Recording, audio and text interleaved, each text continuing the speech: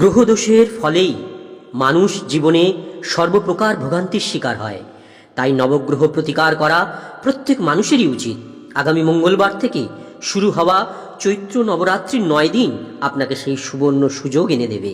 চৈত্র নবরাত্রির দ্বিতীয় দিনে অর্থাৎ 10ই এপ্রিল বুধবার দেবী দুর্গার দ্বিতীয় স্বরূপের পূজা হবে মা ব্রহ্মচারিণী রূপে। মা ব্রহ্মচারিণী হলেন জ্ঞান, তপস্যা ও বৈরাগ্যের দেবী।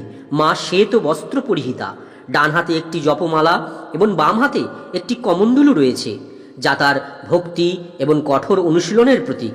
এই দিন স্নান করে শুদ্ধ বস্ত্রে মায়ের স্ক্রিনে দেওয়া মন্ত্র জপ করুন সাধ্য মতন, ন্যূনতম 21 বার।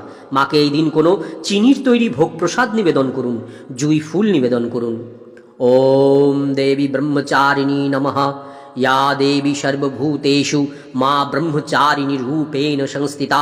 नमस्तस्यै नमः।